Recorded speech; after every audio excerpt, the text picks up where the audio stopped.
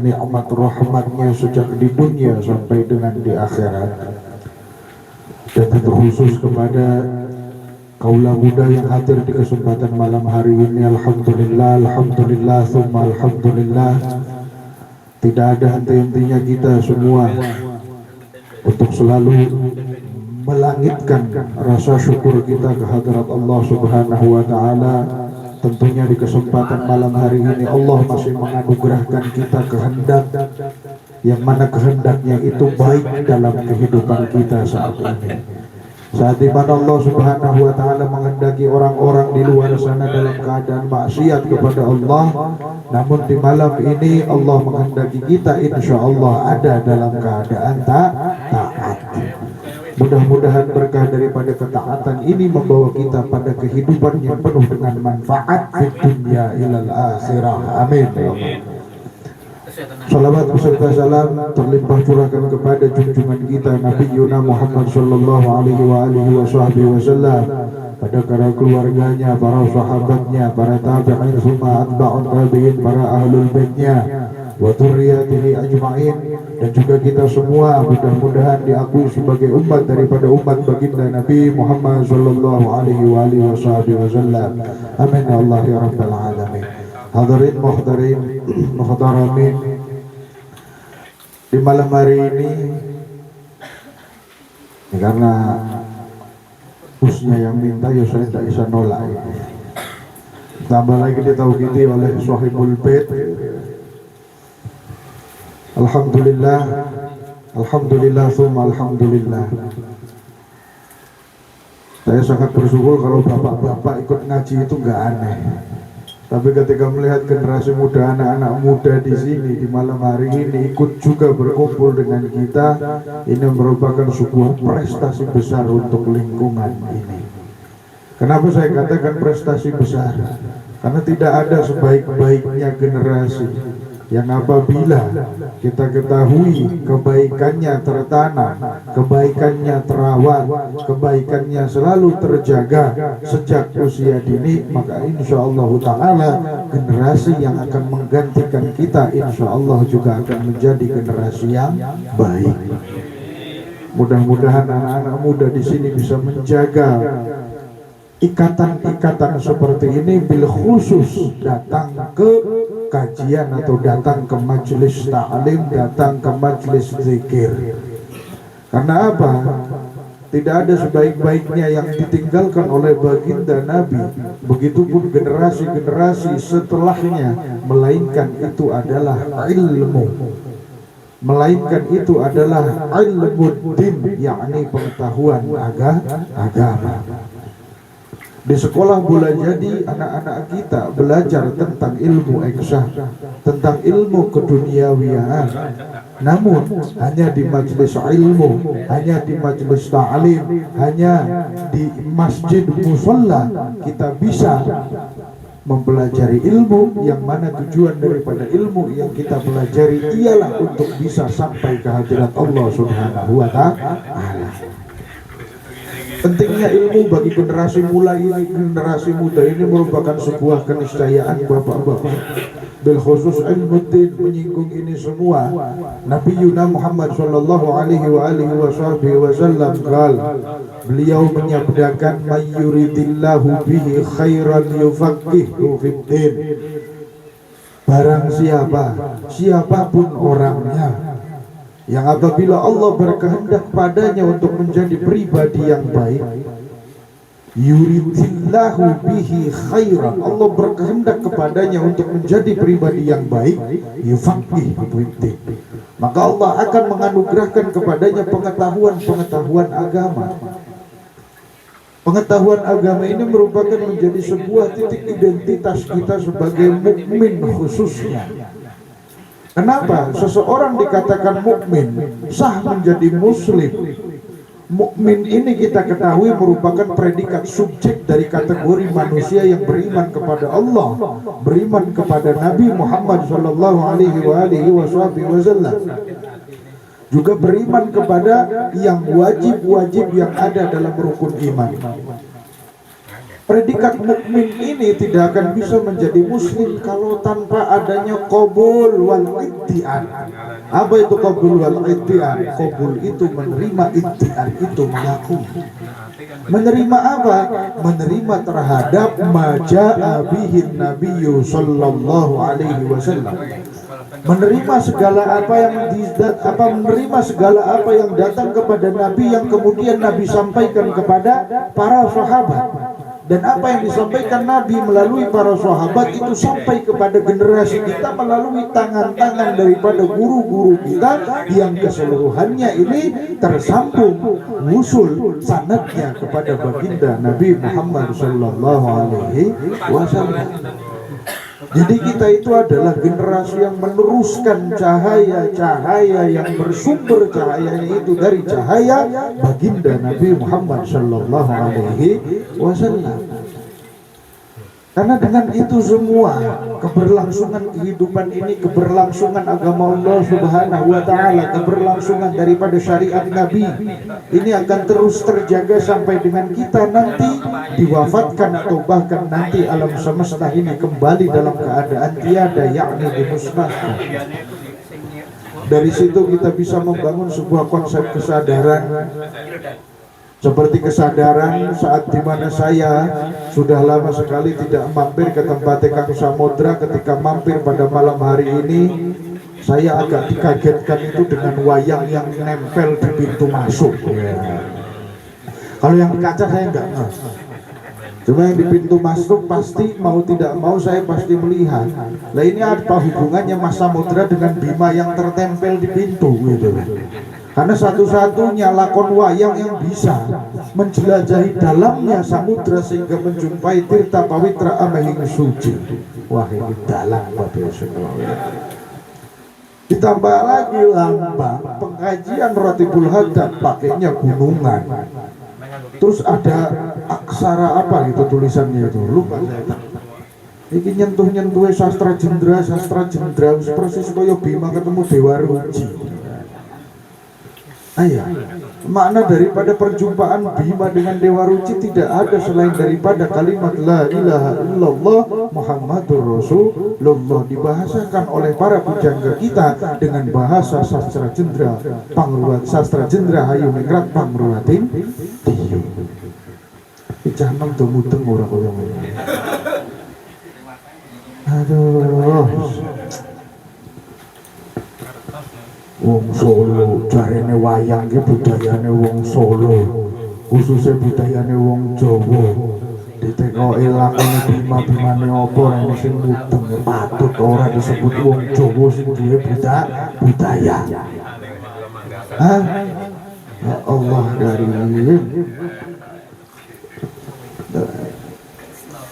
Jangan dikira wayang ini bukan sebuah peninggalan yang budayanya ini lepas dari nafas Islam, tidak.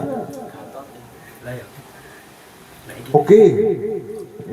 Para empu-empu di era Majapahit bahkan Singosari mengubah Mahabharata menjadi Bharata Yuda Jaya Binangun. Kemudian disusul rawuhnya itu Sinuwun Kalijogo, Sunan Kalijogo menjelaskan itu yang namanya lakon wayang yang tebalnya sebegitu tebal, dari perubahan Mahabharata menjadi Bharata Yuda Jaya Binangun, kemudian dipecah-pecah menjadi berbagai kakawin bahkan dengan lakon yang berbeda. Di situ sebenarnya merupakan salah satu strategi para aulia pada zaman itu untuk apa? Memikat daya tarik masyarakat yang pada saat itu masih menyentuh agama Hindu maupun Buddha supaya mau ikut apa? Ikut masuk agama Islam. Sampai tradisi di keraton apa ada itu yang namanya sekatenan. Tujuan sekatenan itu apa? Orang yang hadir itu semuanya pada bisa baca syahadat. Lalu saya ke sekatenan misine dadi foto dolan, dadi pasar malam. Itu kan sudah jelas pergeseran budaya. Ini pun bagian daripada budaya yang baik. Adik-adik saya sekalian, mumpung kita kemudian di dalamnya dibacakan Ratibul Hadad, Ini merupakan tradisi yang lebih dari 100 tahun oleh para orang tua kita yang kemudian sampai kepada kita membacakan aurat ini yang tentunya sudah banyak sekali faidah yang dirasakan. Testimoninya itu sudah tidak lagi diragukan. Terkait apa? Terkait keberkahan yang didatangkan oleh Allah Subhanahu wa taala melalui wasilah daripada pembabul haddad. Karena kalau panjenengan mau tahu salah satu penyandang terlama di alam dunia ini ya Imam Abdullah bin Alwi bin Muhammad al-Haddad.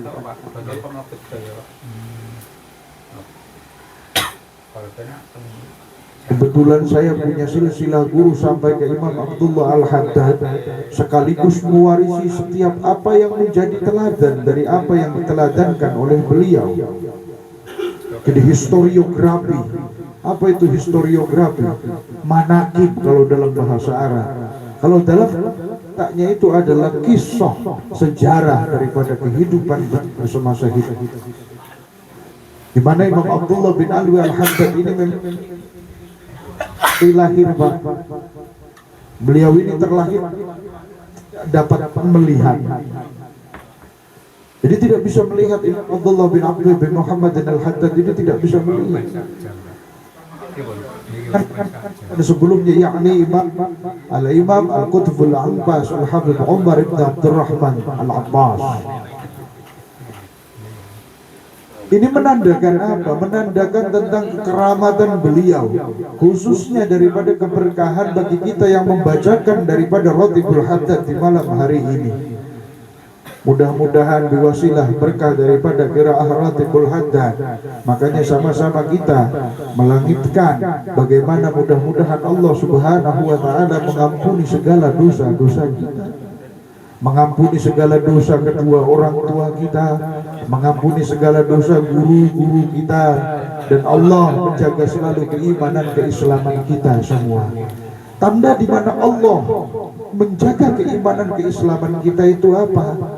Yakni saat di mana waktu sholat masuk, kemudian disusul adzan berkumandang, hati kita masih digerakkan untuk menuju masjid musola menunaikan sholat. Di mana kita masih menunaikan sholat, itu ciri paling konkret di mana Allah masih menjaga keimanan keislaman kita.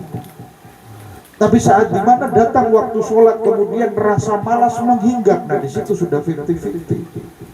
Tinggal bagaimana hati kita menguatkan itu semua untuk menggerakkan anggota badan kita menunaikan sholat itu tersebut. Karena ciri yang paling konkret di mana Allah menjaga keimanan keislaman kita sekaligus yakni apabila datang waktu-waktu di mana itu merupakan panggilan untuk menunaikan kewajiban, hati itu dimudahkan, hati itu diringankan untuk melangkahkan kaki datang atau menunaikan apa yang menjadi kewajiban kita. Itu ciri yang paling jelas. Kenapa? Sama seperti kalau di dalam ilmu sorof itu yang namanya isim maf'ul, itu wawunya tidak akan bisa hilang di bentuk apapun. Ini kalau yang pernah pesantren mesti ngerti itu. Gitu kan? Jadi ada itu yang namanya kalimat objektif, itu akan selalu didampingi dengan huruf wawu, bagaimanapun keadaannya tuh wawu tuh nggak bakal hilang. Sama halnya seperti ya kawawil maf'uli ada qaulin bada, selamanya itu akan selalu ada, seperti halnya ketaatan pada Allah Subhanahu wa taala dalam bentuk penjagaan iman dan juga Islam, yakni dengan dizohirkannya kita hatinya itu diringankan untuk menunaikan segala bentuk kewajiban-kewajiban yang memang menjadi syariat dari Allah dan juga dari baginda Nabi Muhammad sallallahu alaihi wasallam. Jadi nggak perlu muluk-muluk, biasa selalu memohon kepada Allah untuk selalu dijaga keimanan keislaman kita. Karena itu jelas ciri di mana keimanan keislaman terjaga, ya bukan hanya sholat yang memang rutinitas wajib bagi kita. Mana datang bulan Ramadan untuk menunaikan puasa, itu yang namanya puasa Ramadan selama 1 bulan penuh apabila tanpa udzur syar'i, ya tidak ada satupun yang boleh. Begitupun zakat. Haji apabila memang mampu silahkan, dengan catatannya apabila mampu. Kalau sekarang ditambahi lagi, selain apabila mampu, ya cukup umurnya. Nah sekarang daftar haji berangkatnya 37 tahun lagi. Bahkan ada yang sampai 72 tahun lagi. Dari bayi sudah disuruh daftar. Jadi catatannya mungkin gitu kan. Bahas wahajul baiti man istata'a ilaihi sabila, berangkat ibadah haji bagi orang yang mampu dan cukup umurnya. Tinggal ditambahi. Hadirin sekalian yang dirahmati Allah Subhanahu wa taala. Kalau membicarakan ciri, membicarakan makna tawasul, selain ciri daripada ketaatan, yang mana bentuk dari taat itu adalah melaksanakan seperti syarat sah iman. Iman ini kan rukunnya ada 6. Iman kepada Allah, malaikat Allah, iman kepada Rasul, iman kepada hari akhir. Genap itu adalah iman kepada khairihi wa syarrih. 5, 6. Nah selain dari ini yang perlu kita perhatikan itu sah iman. Seperti halnya sholat. Sholat itu kan ada rukun, ada syarat. Tidak bisa seseorang dikatakan sholatnya sah kalau hanya menunaikan rukun saja tanpa memenuhi syarat. Di antara syaratnya sholat itu kan berakal balik dan juga beragama Islam. Berakal balik. Orang yang tidak berakal tidak wajib sholat. Selain itu, orang yang suci dari hadas besar maupun hadas kecil. Kalau mau sholat itu kan harus suci dari itu semua. Tidak boleh ada hadas besar, tidak boleh ada hadas kecil, juga tidak boleh adanya najis. Kalau ada orang menunaikan sholat masih punya hadas, mau itu besar atau kecil, tidak bisa. Begitupun iman. Rukunnya iman ada 6. Sebentar, syarat sahnya iman, panjenengan semua sudah bisa menunaikan itu semua.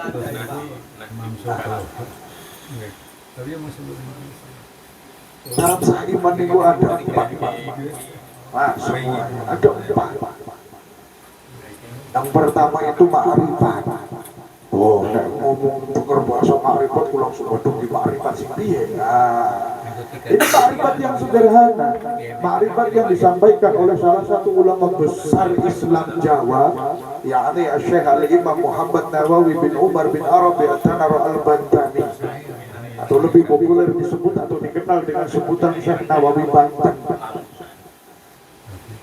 Syekh Nawawi Banten mendeskripsikan tentang atau mendefinisikan ma'rifat yang dimaksud dalam syarat sahnya iman itu dengan kalimat idrakun jazibun bihaitsu laisa ma'ahu taraddudun wafiqun lima fil waqi'i nasyun dalilin. Jadi satu pengetahuan pasti. Jadi beragama itu harus dengan pengetahuan panjenengan semua. Satu pengetahuan pasti, berarti pengetahuan ini dicari dan dipelajari. Dicari dan dipelajari, idrakun jazimun, dan mana dengan pengetahuan ini seseorang tidak lagi timbul sebuah keraguan. Bihaitsu laisa ma'ahu taraddud. Dengan pengetahuan ini seorang mukmin, seorang muslim tidak lagi ada keraguan dalam mengimani Allah, mengimani Rasul, mengimani malaikat dan seterusnya yang ada di dalam rukun iman. Muafiqun lima fil waqi'i, dan juga pengetahuannya harus sesuai dengan realitas. Karena ada orang-orang di luar sana yang meyakini keberadaan Tuhan, tapi pemahaman terhadap keyakinan keberadaan Tuhan itu tidak sesuai dengan kenyataan. Semisal nyuwun sewu, Tuhan punya anak. Meyakini Tuhannya benar, tapi meyakini Tuhan memiliki anak dibenarkan tidak? Tidak dibenarkan. Berarti kondisi di mana Tuhan punya anak itu tidak dibenarkan dalam akidah kita. Kenapa? Karena tidak sesuai dengan kenyataan. Dijelaskan dalam Al-Quran, Alladzi lam yalid wa lam yulad. Sudah jelas. Sebab ada orang-orang meyakini keberadaan Tuhan juga tidak sesuai dengan kenyataan. Seperti Tuhan lebih dari satu. Orang-orang yang menganut paganisme, yang meyakini bahwa Tuhan itu lebih dari satu, bahkan menempat Tuhan tersebut dengan posisi masing-masing. Ada Tuhannya angin, ada Tuhannya sungai, dan sebagainya, dan sebagainya, dan sebagainya. Mereka benar mengakui keberadaan Tuhan, namun keimanan terhadap adanya Tuhan tersebut dengan banyaknya Tuhan itu tidak sesuai dengan realitas, dengan kenyataan. Jadi pengetahuan terhadap ketauhidan, terhadap keimanan ini pun harus dibangun dengan narasi-narasi ilmiah, dalil-dalil ilmiah yang sesuai dengan kenyataan. Nasyibun dalilin, dan mana perolehan pengetahuannya itu diperoleh dari dalil. Nah, nyari dalilnya dengan apa ya? Dengan ngaji, dengan datang ke majelis ilmu, dengan datang ke kajian-kajian yang di dalamnya membicarakan ilmu tauhid. Itu hanya bisa didapatkan di masjid, musola, dan juga majelis taklim. Nah, yang pertama makrifat itu bukan makrifat yang dimaksud dan makrifat para wali-wali, makrifat bukan. Ini makrifat versi kita saja, gak usah muluk-muluk tumur-tumur wes. Yang penting ibadah enak, uripe ayam, anak bojo sehat, selesai. Rasa muluk-muluk, rasa kemati. Apa wae butuhnya dicukupi insyaallah subhanahu wa ta'ala. Itu sudah ayam tentrem. Terus yang kedua apa setelah makrifat? Qabul, menerima itu semua. Sama di dalam kalimat bil hadat raditu billahi rabba wa bil islami dina wa bi muhammadin nabi. Kita bertuhankan Allah subhanahu wa ta'ala, maka otomatis segala apa yang dikehendaki Allah kita pun harus kita ridho bernabikan Nabi Muhammad sallallahu alaihi wasallam. Nabi diperintah Allah, Nabi membawa syariat Allah, di mana kita ridho bernabikan Nabi Muhammad, maka kita juga harus ridho dengan apa yang menjadi perintah dari baginda Nabi. Kalau dalam kaidah usul fikih ada kaidah ar-ridho bi syai', itu kan? Ar-ridho bi syai' ridho bima yutawallatu. Ridho terhadap sesuatu, maka sekaligus juga kita harus ridho terhadap segala sesuatu yang keluar dari sesuatu tersebut. Makanya Imam Syafi'i sampai menampilkan masalah ridho ini dalam bermuamalah. Ridho sayyidul ahkam. Keriduan itu adalah apa bahasanya, penggawanya segala hukum. Karena di mana kita ridho, segala hukum ini akan menjadi batal. Dalam pengertian batal di sini bukan batal tidak wajib, namun akan ringan ditunaikannya. Di mana kita ridho terhadap segala yang menjadi kehendak Allah, maka kita ridho diapa-apakan oleh Allah, seperti halnya wayang hidup bagaimana dalam. Saya takut ini ngomong-ngomong dalam suka kebablasan soalnya. Suka kebablasan.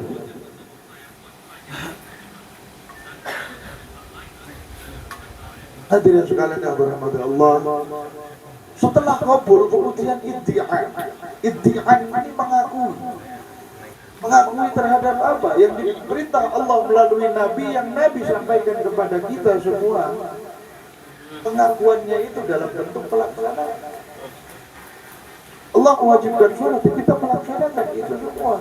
Yang 5 waktu Allah mewajibkan itu puasa, maka pengakuannya itu dengan melaksanakan puasa tersebut. Allah dan Nabi, Allah memerintahkan kepada Nabi, Nabi memerintahkan kepada kita. Bentuk pengakuannya dengan pelaksanaan tersebut.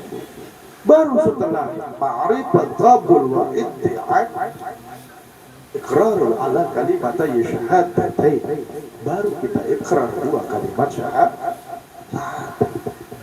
Bahkan kalau panjenengan mau mengutip satu ayat yang menurut saya ekstrim ada dalam Al-Quran, wal ya'lamal ladzina utul ilma annahu al-haqqu min rabbika fayu'minu bihi fatukhbita lahum qulubuhum wa innallaha lahadil ladzina amanu ila siratal mustaqim. Mau panjenengan semua memahami Islam masih susah, Iki dewe Gusti Allah. Kalau perlu itu kan tanggalkan dulu keimananmu. Secara tidak langsung Al-Quran kon awake dhewe kafir sih.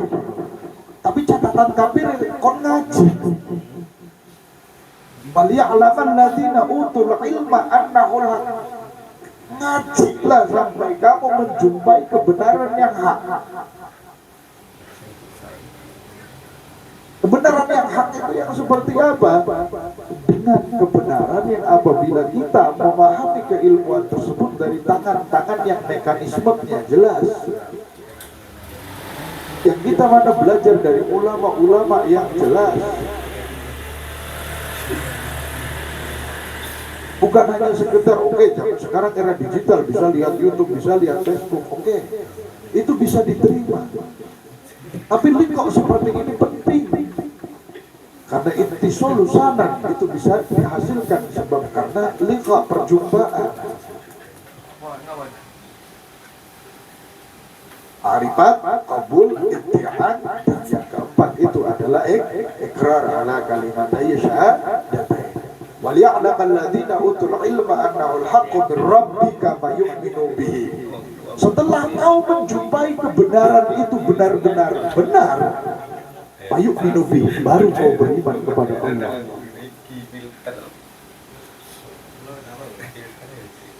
Atau bidalahu qulubuhum, maka Allah akan menganugerahkan hati kita berbagai macam keistimewaan. Wa innallaha lahadil ladzina amanu ila siratin mustaqim. Dan sesungguhnya Allah tidak akan